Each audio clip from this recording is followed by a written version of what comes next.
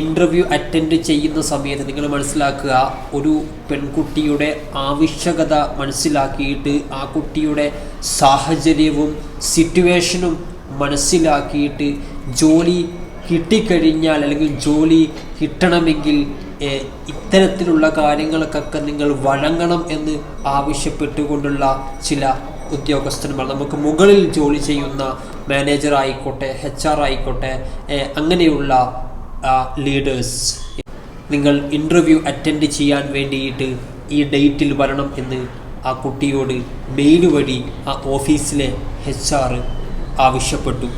അത് പ്രകാരം ആ പെൺകുട്ടി രാവിലെ തന്നെ നല്ല ഫ്രഷായിട്ട് ഓഫീസിലേക്ക് എത്തി. Hello guys, welcome back. Fashion designing course പഠിച്ചിറങ്ങിയ ഈ പെൺകുട്ടിക്ക് ഒരു ഇമെയിൽ വരികയാണ്. ഒരുപാട് നാളായിട്ട് ഈ കുട്ടി ജോലി അന്വേഷിച്ച് നടക്കുന്നുണ്ട്. പെട്ടെന്ന് ആ കുട്ടിക്ക് ഒരു മെയിൽ വരുന്നു, നിങ്ങൾക്ക് ഇന്ന കമ്പനിയിൽ ജോലിയുണ്ട് അല്ലെങ്കിൽ വാക്കൻസി ഉണ്ട്, നിങ്ങൾ ഇൻ്റർവ്യൂ അറ്റൻഡ് ചെയ്യാൻ വേണ്ടിയിട്ട് ഈ ഡേറ്റിൽ വരണം എന്ന് ആ കുട്ടിയോട് മെയിൽ വഴി ആ ഓഫീസിലെ HR ആവശ്യപ്പെട്ടു.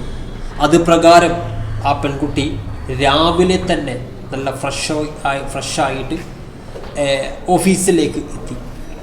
ഇൻ്റർവ്യൂ അറ്റൻഡ് ചെയ്യുന്ന സമയത്ത് നിങ്ങൾ മനസ്സിലാക്കുക, ഒരു പെൺകുട്ടിയുടെ ആവശ്യകത മനസ്സിലാക്കിയിട്ട് ആ കുട്ടിയുടെ സാഹചര്യവും സിറ്റുവേഷനും മനസ്സിലാക്കിയിട്ട് ജോലി കിട്ടിക്കഴിഞ്ഞാൽ അല്ലെങ്കിൽ ജോലി കിട്ടണമെങ്കിൽ ഇത്തരത്തിലുള്ള കാര്യങ്ങൾക്കൊക്കെ നിങ്ങൾ വഴങ്ങണം എന്ന് ആവശ്യപ്പെട്ടുകൊണ്ടുള്ള ചില ഉദ്യോഗസ്ഥന്മാർ, നമുക്ക് മുകളിൽ ജോലി ചെയ്യുന്ന മാനേജർ ആയിക്കോട്ടെ, HR ആയിക്കോട്ടെ, അങ്ങനെയുള്ള ലീഡേഴ്സ് എന്താ ചെയ്യുക അല്ലേ? പെൺകുട്ടികൾ ആ ജോലി ഒഴിവാക്കിയിട്ട് അടുത്ത ജോലി നോക്കുക എന്നേ ഞാൻ പറയുള്ളൂ. നമുക്ക് ഈ CCTV ഒന്ന് കണ്ടു നോക്കാം. എല്ലാവരും ലൈക്ക് ചെയ്ത് കാണാൻ ശ്രമിക്കുക, പരമാവധി വീഡിയോ ഷെയർ ചെയ്ത് കൊടുക്കുക. നിങ്ങൾ നോക്കുക, അതായത് ഒരു ടെക്സ്റ്റൈൽ ഷോപ്പാണ്. വെഡ്ഡിങ് റിലേറ്റഡ് ആയിട്ടുള്ള മുഴുവൻ ഐറ്റംസും, സാരീസ് ആയിക്കോട്ടെ, ഏത് ടൈപ്പ് ഡ്രസ്സും, കല്യാണ റിലേറ്റഡ് ആയിട്ടുള്ള എല്ലാ ഡ്രസ്സുകളും വിൽക്കപ്പെടുന്ന വലിയ ഒരു ശേഖരം നമുക്ക് പറയാം.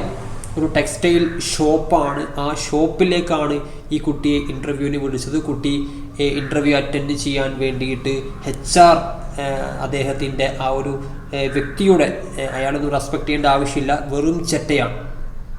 ഓഫീസിലേക്ക് കയറുന്നു, കുട്ടിയുടെ ബയോഡാറ്റ, ബാക്കി ഡീറ്റെയിൽസ് ഒക്കെ ചോദിക്കുന്നുണ്ട്. പെട്ടെന്ന് നിങ്ങൾ കണ്ടതാണ്, ആ പെൺകുട്ടിയുടെ ഫോട്ടോ എടുക്കുന്നു, പെൺകുട്ടിയുടെ ബോഡി ഷേപ്പ് നോക്കുന്നു, പെൺകുട്ടിയോട് പല പോസുകളും ചെയ്യാൻ വേണ്ടിയിട്ട് ആവശ്യപ്പെടുന്നു. അതേപോലെ പെൺകുട്ടിയോട് പരസ്യമുണ്ട്, ആ പരസ്യത്തിൻ്റെ കണ്ടന്റ് പറഞ്ഞു കൊടുക്കുന്നു. ആ പരസ്യം എങ്ങനെ ചെയ്യണമെന്ന് പറഞ്ഞിട്ട് ആ കുട്ടിയോട് അത് ചെയ്ത് കാണിക്കാൻ വേണ്ടിയിട്ട് ആവശ്യപ്പെടുന്നു. അത്തരത്തിൽ ചെയ്യുന്ന കാര്യങ്ങൾ ആ ഒരു HR വീഡിയോയിൽ റെക്കോർഡ് ചെയ്യുന്നു. അങ്ങനെ ആ കുട്ടിയെ ഇഷ്ടപ്പെടുന്നു. എന്തായാലും ആ കുട്ടിയുടെ ആവശ്യം മനസ്സിലാക്കിയിട്ട് ആ കുട്ടിക്കും ആ ജോലി കിട്ടിയേ പറ്റൂ എന്നുള്ള ഒരു സിറ്റുവേഷനിലെത്തിയപ്പോൾ ആ HR ആ ഒരു പെൺകുട്ടിയോട് വളരെ മോശമായ രീതിയിൽ പെരുമാറുന്നത് പോലും ആ കുട്ടി വലിയ കാര്യമാക്കി എടുക്കാതെ, എൻ്റെ മുന്നിൽ ഈ ജോലി മാത്രമേ ഉള്ളൂ, ജോലി കിട്ടിയേ പറ്റൂ, പൈസ കിട്ടിയേ പറ്റൂ, പൈസ ഉണ്ടാക്കിയേ പറ്റൂ എന്നുള്ള ഒറ്റൊരു ചിന്തയിൽ മാത്രം ആ കുട്ടി ആ ഒരു HR വളരെ മോശമായിട്ട്, ശാരീരികമായിട്ട് തന്നെ വളരെ മോശമായിട്ട് പെരുമാറുന്നത് പോലും ആ കുട്ടിക്ക് വലിയ പ്രശ്നമില്ലാത്ത രീതിയിലേക്ക് മാറുകയാണ്.